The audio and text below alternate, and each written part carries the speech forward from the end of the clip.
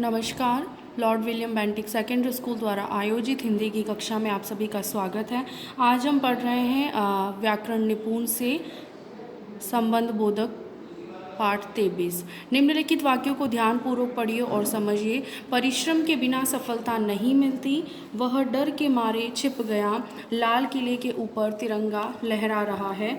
हिरण शेर के सामने खड़ा था। उपयुक्त वाक्यों में रंगीन शब्द के बिना, के मारे, के ऊपर तथा के सामने संज्ञा या सर्वनाम के साथ मिलकर वाक्य में दूसरे शब्दों के साथ संबंध जोड़ रहे हैं, जैसे परिश्रम के बिना सफलता, डर के मारे छिपना, लाल किले के ऊपर तिरंगा, हिरण शेर के सामने। अतः के बिना, के मारे, के ऊपर तथा के सामने शब्द संज्ञा व सर्वनाम से संबंध जोड़ने के कारण संबंध बोधक अवयव है।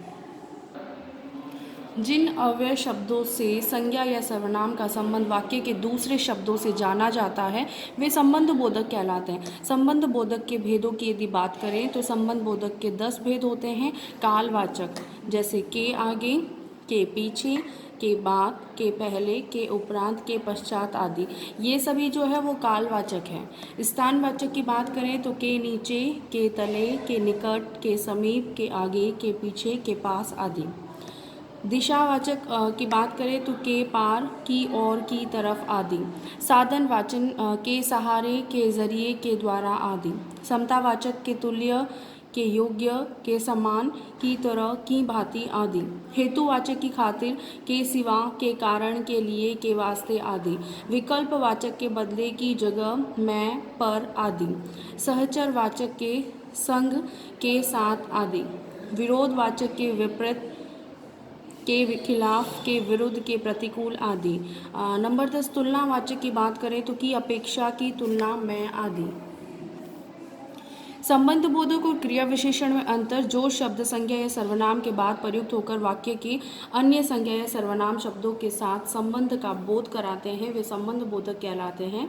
और जब ये शब्द क्रिया की विशेषता प्रकट करते हैं उस समय क्रिया विशेषण अव्यय होते हैं। जैसे क्रिया विशेषण और संबंध बोधक की बात करें, तुम बाहर चले जाओ। यहाँ पर जाना जो है वो चले जाओ, तो यहाँ क्रिया है और क्रिया की विशेषता बता रहा है कि तुम बाहर की तरफ चले जाओ, तो यहाँ पर बाहर शब्द जो वो क्रिया विशेषण है। ठीक वैसे तुम सामने देखो, मैं सामने, वह नीचे चला गया, मैं नीचे, और मेरा मित्र यहाँ आएगा, मैं यहाँ। संबंध बोधक मकान के बाहर आम का पेड़ है, तो के बाहर संबंध बोधक के लिए। और स्कूल के सामने अस्पताल है, मेज के नीचे बिल्ली बैठी है, श्याम रघु के यहाँ पुस्तक देने गया है। तो ये जो अंडरलाइन किए हुए शब्द हैं वो सभी संबंध बोधक हैं, और इस तरफ ये जो अंडरलाइन किए हुए शब्द है वे सभी क्रिया विशेषण है। आप बहुत ही अच्छे से समझ पाएंगे इसे। संबंध बोधक के साथ प्राय कोई परसर्ग या विभक्ति लगी होती है। कभी कभी ये बिना परसर्ग के भी प्रयोग में आते हैं, पर ऐसे संबंध बोधकों की संख्या बहुत कम है, जैसे आज जन्म, जीवन भर, जीवन पर्यंत आदि। जिन अवयव शब्दों से संज्ञा या सर्वनाम का संबंध वाक्य के दूसरे शब्दों से जाना जाता है वे संबंध बोधक अवयव होते हैं। संबंध बोधक अवयव के निम्नलिखित 10 भेद हैं। कालवाचक, दिशावाचक, समतावाचक, विकल्पवाचक, विरोधवाचक, स्थानवाचक, साधनवाचक, हेतुवाचक, सहचरवाचक, तुलनावाचक। जब किसी शब्द का प्रयोग संज्ञा या सर्वनाम के साथ होता है तो यह संबंध बोधक अवयव कहलाता है, और जब क्रिया की विशेषता प्रकट करता है उस समय क्रिया विशेषण होता है।